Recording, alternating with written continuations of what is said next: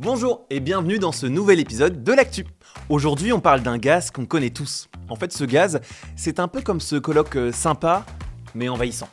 Vous savez, indispensable au sein de la maison, mais problématique s'il prend trop de place. Vous l'avez peut-être reconnu, ce coloc, eh bien c'est le CO2. Alors il est essentiel à la photosynthèse, oui, mais il devient gênant quand il s'accumule dans l'atmosphère. Mais justement, au lieu de le rejeter comme ça, celui issu des unités de méthanisation par exemple, aussi appelé bio-CO2, peut être capté et réutilisé comme ressource. Résultat, une solution locale et durable avec des applications variées. Par exemple des cultures sous serre plus performantes, du béton plus propre et même de la bière plus écolo. Ça paraît fou, non ? Et oui, le CO2 qu'on capte peut finir dans votre pinte. Alors comment ça marche exactement ? Pourquoi GRDF s'y intéresse et surtout quelle implication pour demain ? Samy Gardadou, responsable de la stratégie CO2 chez GRDF, nous explique tout ça et c'est maintenant. Alors ça se passe là ? Allez. Déjà, il faut distinguer le CO2 fossile du CO2 biogénique. Le CO2 fossile, il est émis lors de la combustion d'énergie fossile. Le CO2 biogénique, il est lui formé lors de la croissance de la biomasse par photosynthèse. Et donc, il est réémis quand la biomasse est brûlée ou elle est dégradée, elle est fermentée. Et donc, on est neutre d'un point de vue émissions sur le climat. Nous, on s'intéresse particulièrement aux filières de production de gaz vert, que ce soit la méthanisation aujourd'hui, la pyrogazéification et la gazéification hydrothermale demain. Ces trois filières-là ont un point en commun, c'est qu'à chaque fois, on a une coproduction de deux produits. Le biométhane et puis le bio-CO2 qui commence à se développer progressivement et qui va avoir un rôle assez important dans la décarbonation de l'économie. On distingue deux manières de valoriser le CO2. Le CO2 biogénique peut être utilisé en remplacement d'un CO2 fossile. Et puis, le CO2 biogénique peut apporter une solution concrète pour des usages futurs. On peut prendre l'exemple du marché des e-fuels, des carburants renouvelables qui seront nécessaires pour décarboner par exemple l'aviation et le maritime. Deuxième solution, le CO2 biogénique peut aussi être séquestré d'une manière pérenne sur le long terme et comme ça on assure une émission négative. C'est une filière indispensable pour la décarbonation de l'économie et l'atteinte de la neutralité carbone en 2050. Alors, chez GRDF, on est très convaincu du rôle du CO2 biogénique à apporter une solution de décarbonation additionnelle. On travaille avec les parties prenantes pour les accompagner à faire émerger des premiers projets de valorisation de CO2 biogénique issus des gaz verts. Et donc concrètement, GRDF publie d'une manière assez régulière des appels à projets qui ont pour vocation d'accompagner les parties prenantes, les acteurs territoriaux, à concevoir les premiers projets de valorisation de CO2 biogénique. On est dans une approche un peu plus prospective, on regarde le potentiel de déploiement de réseaux de collecte de CO2. On est vraiment dans notre rôle de gestionnaire d'infrastructure. Ok, donc capturer le CO2 c'est possible et c'est même très utile. Mais après on en fait quoi ? Eh bien bonne nouvelle, certaines entreprises en ont fait leur spécialité. Comme Verde Mobile, qui propose aux agriculteurs équipés d'unités de méthanisation une solution pour capter le bio-CO2 et le valoriser. Allez, direction Toulouse pour voir ça d'un peu plus près.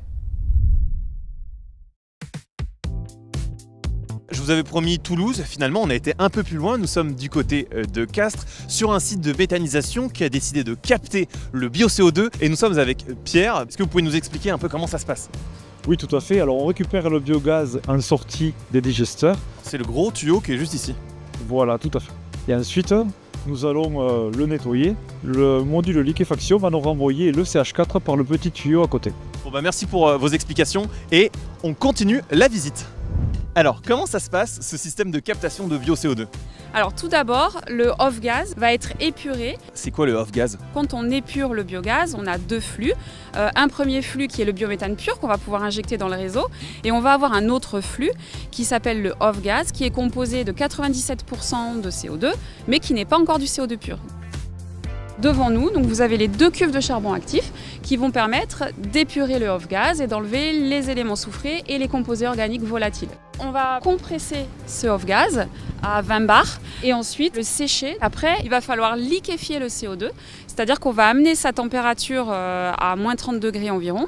À cette température et à des pressions de 20 bars, seul le CO2 est liquide. Et du coup, en bas de la colonne, on va pouvoir récupérer le bio-CO2 liquide, pur à 99,9%. Eh bien, merci beaucoup Carole pour toutes ces explications. On va voir ce que ça donne concrètement, un exemple d'utilisation de bio-CO2. Et bonjour, bienvenue au Cerf de Bessières. Nous sommes avec Nicolas. Comment ça va Nicolas? Ça va super, merci. Aujourd'hui on récolte de la tomate. Allez. Toi tu as besoin du bio-CO2 pour cultiver tes tomates? Et là on l'entend le CO2. Tiens, je vais te montrer. Viens voir. Tu vois là on entend un petit pchit. Et en fait il y a un tuyau dessous, tu vois, qui envoie du CO2. Pour que la plante elle produise comme il faut qu'elle fasse la photosynthèse.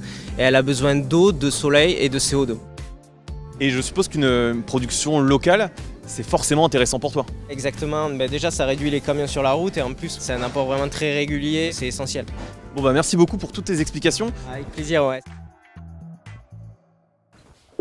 Des plantes qui poussent mieux grâce au bio-CO2, c'est la classe quand même. Mais ce n'est pas tout. Dans l'agroalimentaire aussi, il trouve sa place. Comme un Métatool, c'est une autre unité de méthanisation où il apporte sa petite touche durable à la bière. Un vrai coup de pression positif. Allez, cap sur Toul dans l'Est pour voir comment ça se brasse. Comment ça se brasse passe? C'est pas mal ça quand même. Qu'est-ce que vous en dites? Brasse passe? Ok, coupé. Ok.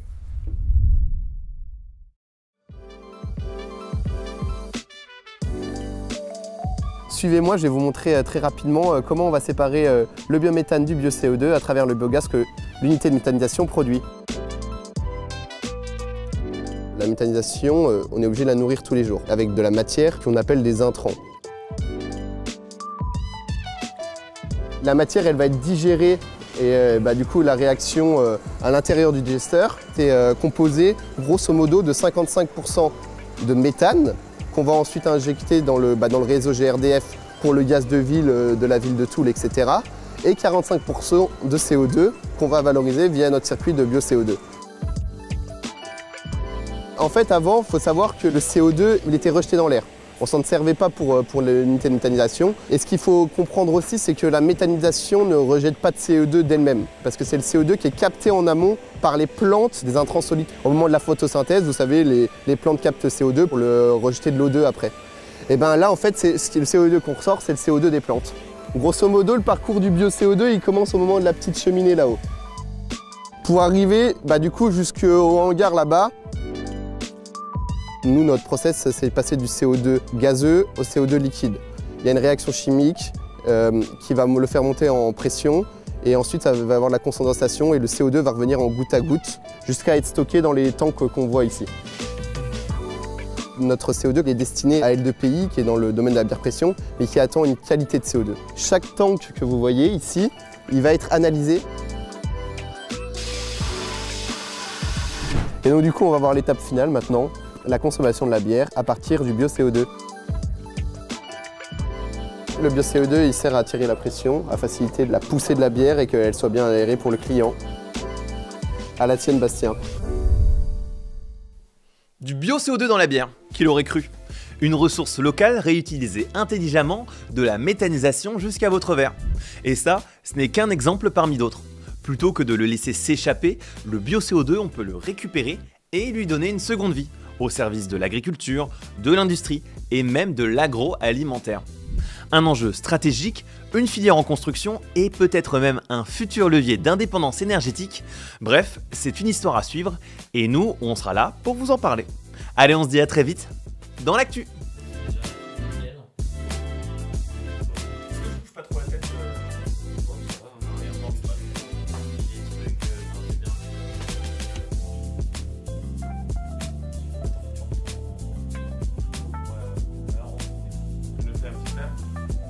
Et on est le clap